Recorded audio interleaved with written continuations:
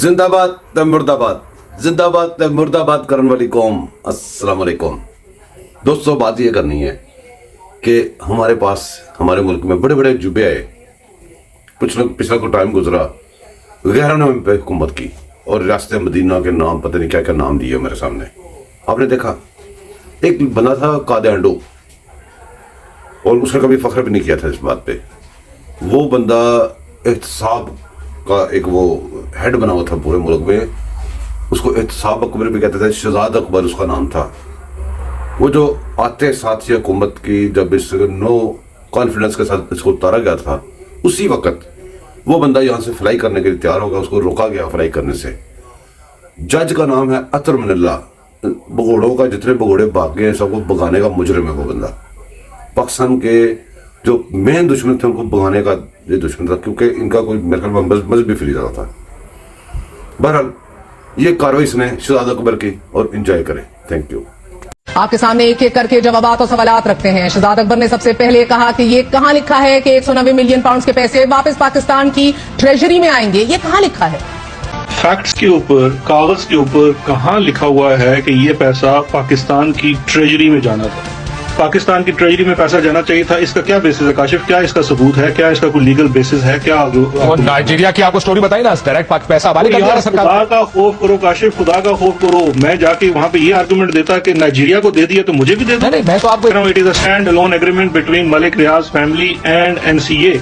Government of Pakistan is not party. इस जवाब पर सवाल ये है कि अगर आज शहजाद अकबर ये कह रहे हैं तो फिर 6 दिसंबर 2019 को शहजाद अकबर ने ट्वीट में क्यों कहा कि सेटलमेंट का पैसा रियासत पाकिस्तान को मिलेगा? उनके अल्फाज थे, settlement agreement also entails selling one Hyde Park and transferring its proceeds to the state of Pakistan. Money is transferred into SCP NBP account. Federal government has made an application to SCP for release of this money to the federal government for spending it on social welfare and for the poor. क्या माजी में नहीं पता था कि ये पैसा वफाकी हुकूमत खर्च नहीं कर सकेगी क्योंकि ये सुप्रीम कोर्ट अकाउंट में जमा होगा? शहजाद अकबर ने एक और जवाब में ये कहा कि हम कैसे इस डील का हिस्सा थे।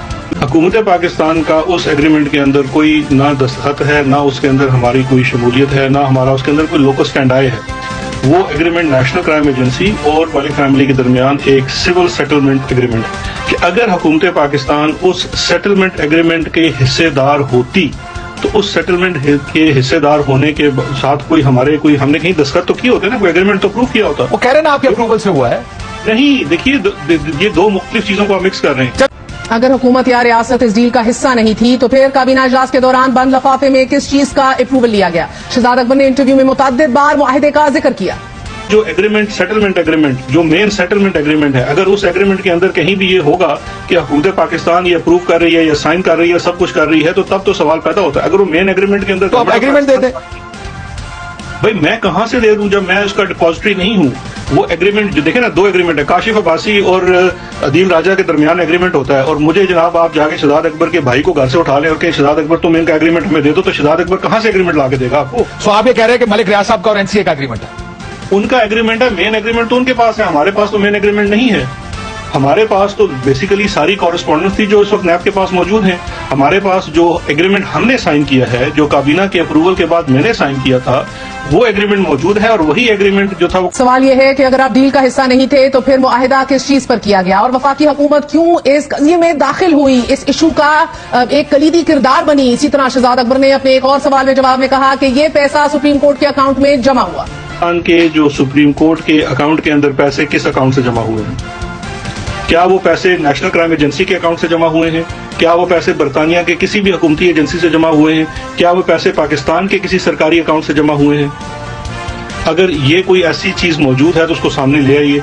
मेरी नाकिस इतला और इन्फॉर्मेशन के मुताबिक वो पैसे तो उनके अपने अकाउंट। ये है कि एक ऐसे वक्त में कि जब प्रॉपर्टी टाइकून पर केस सुप्रीम कोर्ट में चल रहा था और मुआहिदा एनसीए और मलिक फैमिली के दरमियान हो रहा था, जिस तरह बताया गया, तो फिर वो बरतानिया में मुलाकात क्यों कर रहे थे? फिर बंद लफाफा जो है उसको अप्रूव कराने पे जोर क्यों डाला जा रहा था? क्या ये कॉन्फ्लिक्ट ऑफ इंटरेस्ट नहीं? शहजाद अकबर साहब ने इंटरव्यू में कहा कि जनरल बाजवा नैब चला रहे थे। इस सारे केस को सेटल करने जनरल फैज, जनरल बाजवा। देखिए जहाँ तक तो नैब के मामलात हैं तो सारे मामलात यही साहिबान चलाते थे इस्टेब्लिशमेंट के। तो अब मैं क्या कहूँ, क्या उनका किरदार था और क्या किरदार नहीं था। अगर कोई किरदार था भी तो वो इनका किरदार होगा, लेकिन वो मेरे इल्म में नहीं है कि उनका। उन्होंने और दावा किया कि सब कुछ और लोग ही करा रहे थे। और कौन था? शहजाद अकबर से सवाल बनता है कि आप एसिड रिकवरी यूनिट के सरबराह थे, मुशीर थे, क्या आपने वजीर आजम को बताया कि नैब जनरल बाजवा चला रहे हैं? और अगर ऐसा ही है तो फिर शहजाद अकबर प्रेस कॉन्फ्रेंस में शरीफ खानदान पर इल्जाम क्यों कर लगाते थे? इन सवालात के जवाब मिलना बहुत जरूरी है, क्योंकि गुज़िश्ता दौरे हुकूमत में एसिड रिकवरी यूनिट के बतौर सरबराह शहजाद अकबर का काम करप्शन का पैसा वापस लाना, मुजरिमान को कैफे किरदार तक पहुंचाना था। उन्हें वफाकी मुशीर दाखिला का इजाफी चार्ज भी सौंपा गया था, लेकिन फिर हर गुजरते दिन के साथ वो खुद खबर बन गए। एसिड रिकवरी यूनिट की सरबराही संभालने के बाद पहली बार शहजाद अकबर का नाम उस वक्त सामने आया जब शहजाद अकबर ने नवंबर 2018 को एक प्रेस कॉन्फ्रेंस करते हुए ये दावा किया कि एसिड रिकवरी यूनिट ने 10 ममालिक में $5.5 अरब मालियत के असासों का खोज लगा लिया है, और ये पैसा मनी लॉन्ड्रिंग और फेक अकाउंट्स की मदद से बैरून मुल्क भेजा गया है। और हमारा टारगेट वो बड़ी मछलियां हैं कि जो इस काम में मुलव्विस हैं।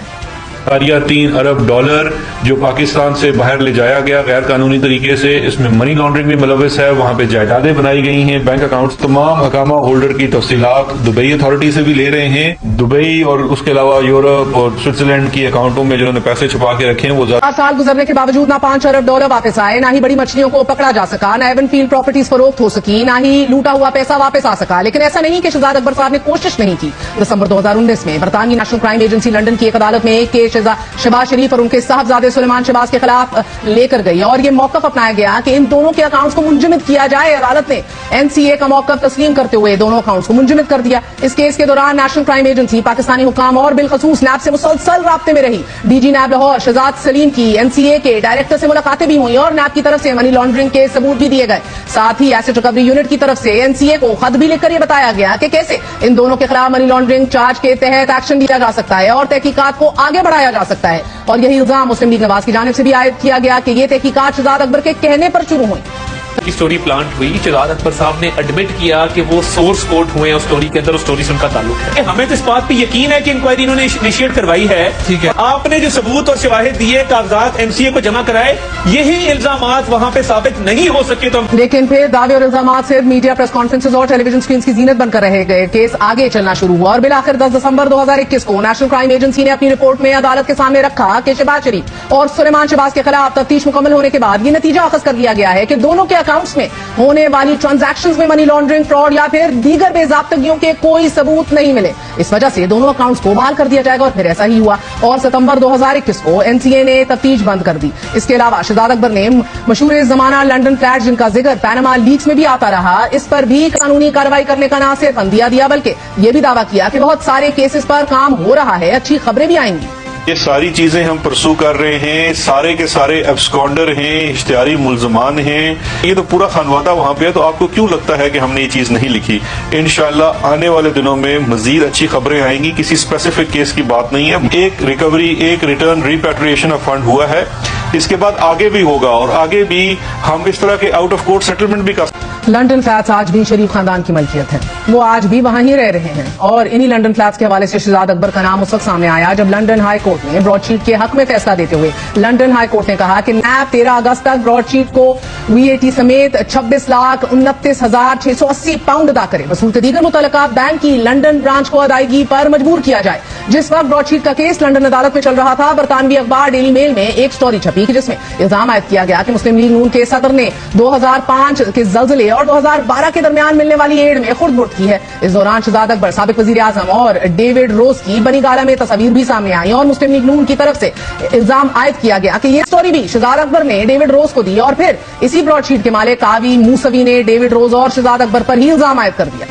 David Rose told me that he knew Shahzad Akbar, so we met at my house and we had a chat about that, and he said he would organize a meeting, and he did.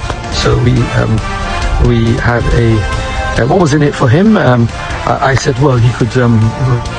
Shahzad Akbar साहब ने तमाम इल्जामात की